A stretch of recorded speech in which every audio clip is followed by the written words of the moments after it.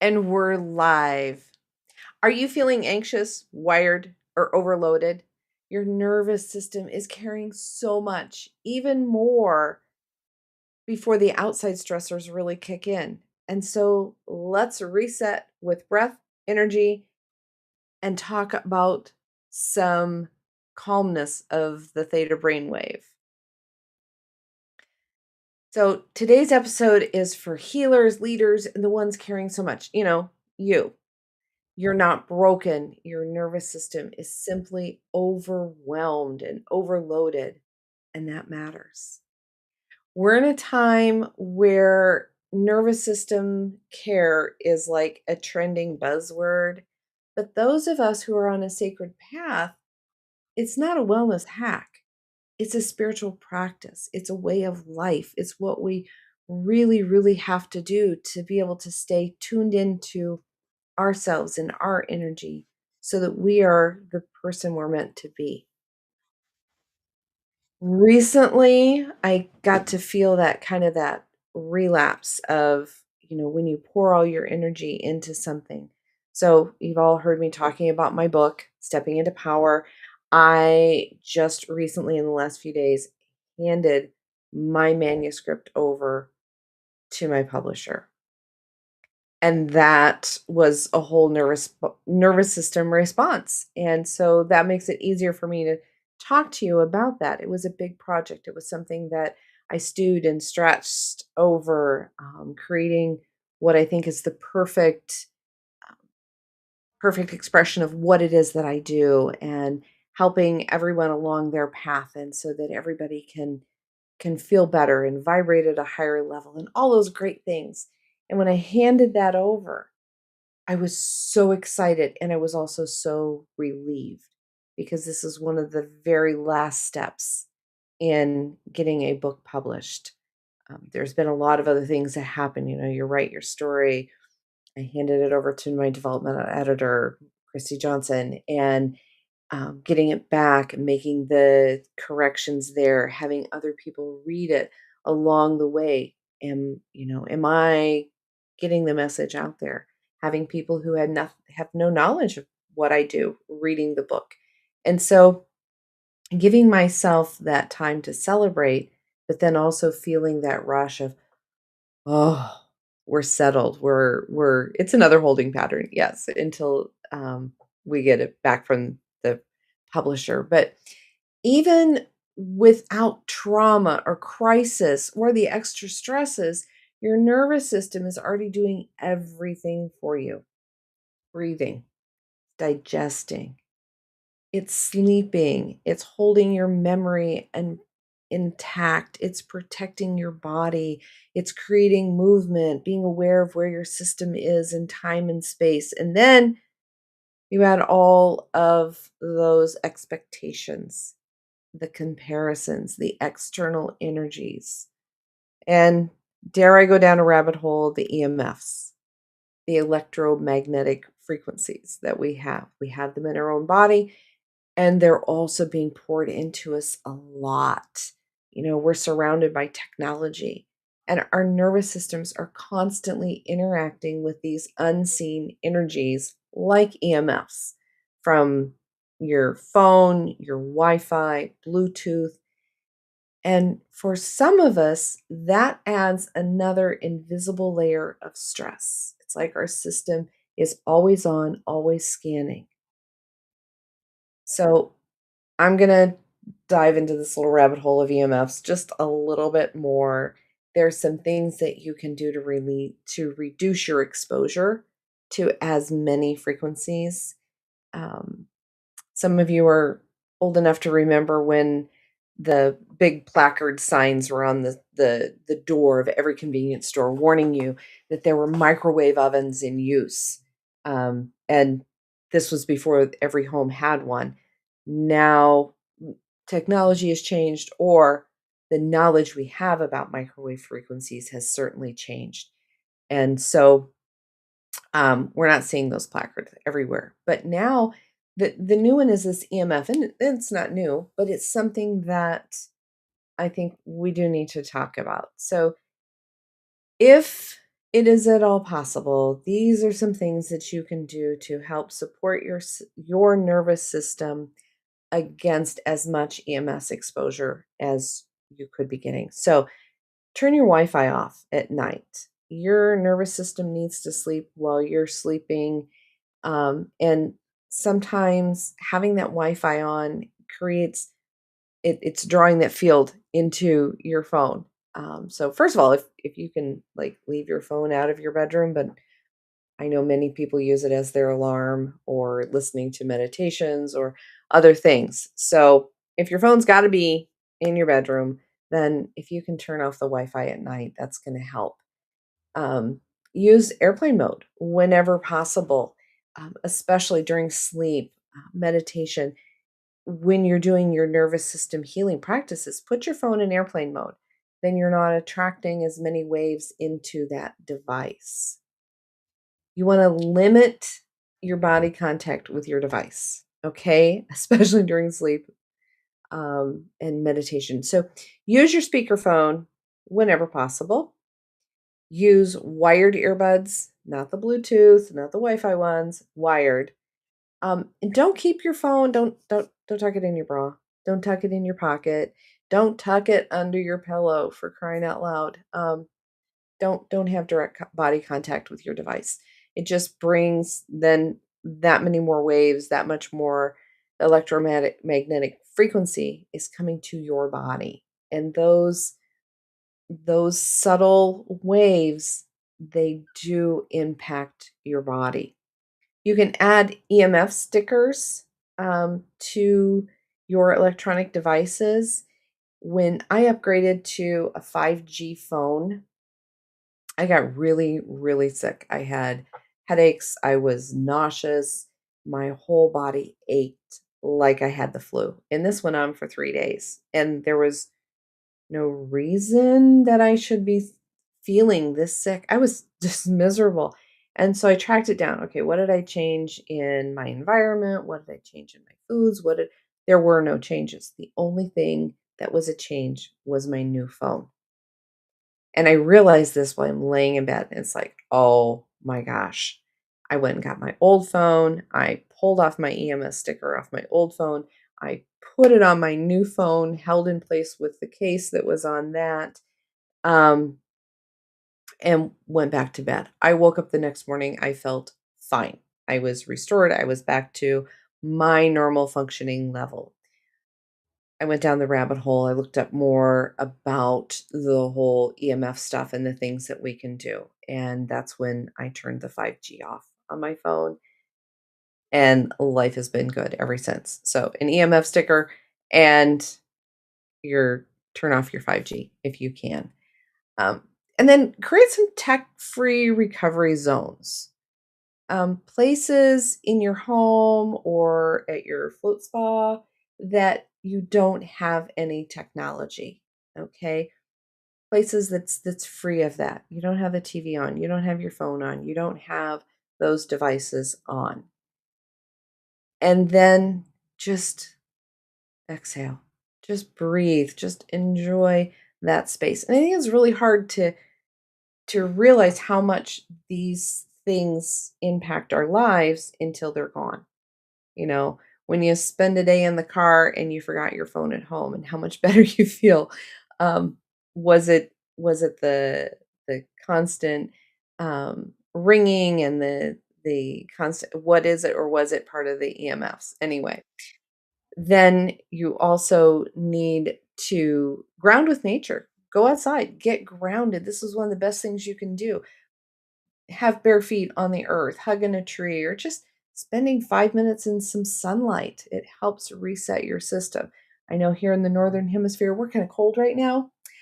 So that outside stuff is really hard. So hug your house plants, just spend some time there. Support yourself with sound and breath. There's nervous system tools that you can use, like humming, doing toning, doing breath work can help recalibrate your frequency.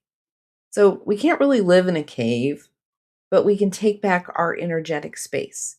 Your body feels what's happening, even if your mind isn't clocking it. nervous system care really includes honoring that sensitivity. And I know there are different boards in social media to help folks that are really highly sensitive to these frequencies. And had I not experienced it myself, I probably wouldn't have put as much belief in it. But yeah, there's folks out there that are just very sensitive. They're sensitive to a whole lot of things. And as I find that I get more connected with Source and I'm further down my spiritual path, my body doesn't tolerate a lot of those external things. So, some of the things that come up that allow you to know that your system is in dysregulation, and dis coming from the Latin of being painful, painful regulation, your body's not working like it should be. So, the things that happen when your nervous system is just kind of fried, we're wired, but we're tired. Our brain is going and our body's just going, "Oh, I just want to sleep." Because we can't sleep. Can't not being able to sleep is another indicator. You're overthinking everything. You just kind of go bam, bam, bam, bam, bam. You're just thinking and thinking and thinking, and one thought leads to the next, to the next, to the next. Your brain just isn't getting a reset. Emotionally, you're feeling flat, like you just don't care, or you're snapping at every little thing. That's one of my bigger indicators is that being snappy, snapping at people that I don't normally snap at because, well, I can do it pretty good. But also feeling spiritually disconnected or just feeling disconnected. Your body is like, we're done with this, and it triggers that mind, and you just disconnect. You're not fully in the game with everything.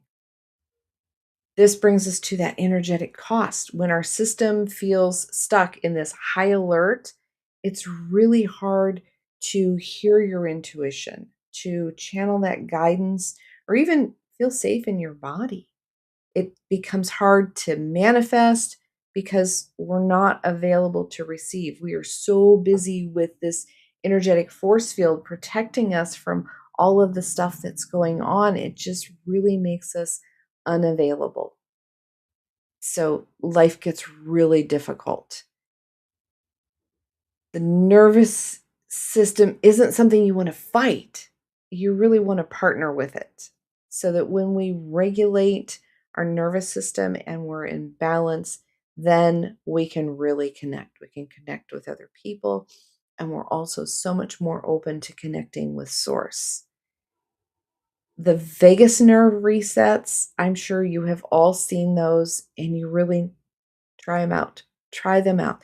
The vagus nerve, it's got it is the biggest thing to regulate in your body. It's like the body's calm switch. It's the longest nerve in your body. It's running from your brain down through your chest, your lungs, your heart, and your gut. It controls your rest, your digestion, your breathing, your heart rate, and emotional regulation. When it's activated, your body feels safe. And that's when healing and intuition and that connection really open up. If your vagus nerve is not regulated, is not properly activated, then all of those things shut down. If you're not breathing correctly, and think about it, when you're anxious or you're scared or you're afraid or anything, what is your heart rate doing? What is your breath doing? Breathing shallow, you're breathing rapidly, your heart's pounding away. Those are the type of things that are those physical symptoms that let us know, hey, we're not in regulation. If your nervous system had a voice, the vagus nerve is the voice that helps it to say, you're safe. You can rest now. That's when your vagus nerve is in regulation, that you're safe and you can rest. So it's really important on finding the things that you need to do for you and for your body to find that regulation. You can do breath work, you can do sound therapy, and of course, floating, isolation, sensory deprivation is great. Those are things, of course, I'm going to say, if you're around Southeast Iowa, check out the Iowa Salt Pot. If not, go find floating at a location that's near you. It's an amazing reset of the whole nervous system. There's humming. You can do humming as well to kind of help activate that switch. One of my favorite vagus nerve resets is the extreme head turn, where you look with your eyes and your head, turn your eyes and your head, and look as far as you possibly can to the right. And you're going to do this for as long as it takes until you yawn or you have a spontaneous inspiration where you just all of a sudden take a deep breath. When you do that, then you turn and you do the left side, turning your head all the way to the left, looking as far to the left as you can, and hold it again until you yawn or you feel that immediate inspiration. You're just taking a deep breath spontaneously. First time I did it, I thought my head was gonna fall off because it took forever. Every time that I've used this reset process since then, it happens much more quickly. Unless I'm really stressed out, then it takes a little bit longer. So that alone can help you just kinda judge where you're at, how far out of balance is your nervous system. Looking at theta brainwaves. So the theta brainwave is a really sweet spot for healing and intuition and calm. Theta wave is the brainwave that you're going for during meditation. That happens when you are the sensation of it is when you're first waking up in the morning. You're not asleep. You're not awake. It's that kind of fuzzy time period, and theta is also the brainwave that they take you through during hypnosis. Theta is also the goal of floating, is to get into the float unit in the dark and in the silence and get to that theta brainwave. It's very, very close to the delta brainwave, and the delta brainwave is when you just fall soundly asleep. And some people who float just go straight into delta. They don't get the benefits of that theta. But that's the sweet spot for really calming yourself. It's not just body care. This is stewardship of your whole soul. And this is where that sacred connection really begins, is when you can regulate your nervous system, your body feels at tune and healthy. So some of the other breath things that you can do, there's the inhale for 4 seconds and exhaling for 6 seconds. Do that 2 or 3 rounds and just feel calm. So it's not just doing the breaths and then going back to what you're doing the breaths and recognizing the change that you see in your system. We've talked a lot about the 4 count breaths where you inhale for a count of 4, hold it for a count of 4, exhale for 4, and then hold it out for a count of 4. Doing that in a couple of cycles, and then just really acknowledging where you feel balanced in everything that you're doing and how that works for you. Just acknowledging it. The humming, you can do the M's, and as you hum, feel the vibrations. Feel them in your mouth, in your jaw, going down into your chest, and feel how that helps to calm you. You can also do some visualization. Find some golden light and allow that to really pour into your crown chakra, affirming that you're safe and that you're supported and that you're enough. And let that light then trace on down your spine to really create that feeling of recovery and integration where you're honoring your nervous system and taking care of it to create a balance, not a system fix, but it's a balance, and it's a space to absolutely honor. And so I mentioned that, there is the Iowa Salt Pod here in Southeast Iowa that can be your nervous system sanctuary. If you don't if you're not in this area, find a float center near you. It is one of the quickest hacks to really resetting your nervous system. It's a lot easier than trying to learn meditation because we're all caught up in that we didn't do it right. And there's lots of different ways to meditate, but finding a way to quiet the mind chatter, to reset your body, to get that rest and digestion system back online. so that you're not in that constant fight or situation. I do have my book coming up, and I do anticipate it to release yet now during February of 2026. Look for that online. Be stepping into power wherever you buy your books. And of course, we will have a big update on that. If any of this resonated with you, DM me. Let's explore a little bit deeper. Let's see where your system needs a reset, and we'll kind of troubleshoot some options that you would have to really keep you in line. And then, as always, I like to close with an angel card. And today was the angel of expectation. Um, and the angel of expectation reads, I am always expecting the best of myself. To what do you want to give birth? The essence of expectation is to know how to wait for that which is already conceived within yourself. It is like a pregnant woman who nourishes and cares while she wisely waits till the baby is ready to be born. Then she joyfully welcomes it. So at first, when I drew this card, I was like, yeah, I think it embodies it, but I think it also kind of has some mixed up wording. But I think it confirms what we were talking about today. Your body is the vessel for your sacred becoming. What you're growing inside of you needs rest and regulation and reverence.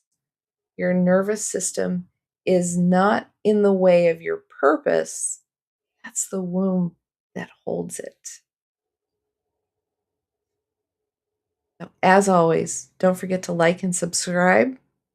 We'll be back again next Tuesday. Um, But until then, you can certainly catch up with the Chronic Health Collective tonight as Jessica is hosting with Leandra and talking about all of the juicy things in life. Um, and Andy is in the background running things. This looks blurry on my screen. I don't know if it is. But this is going to be awesome. Jessica deals with trauma healing, and Leander is a dating coach. I think that's going to be an awesome matchup and conversation tonight, 7 p.m. Central Time. You can catch that wherever you like to catch lives, Facebook, YouTube, um, and on the podcast connections as well. And the same with Chronically Healthy Living on Friday night, 7 p.m.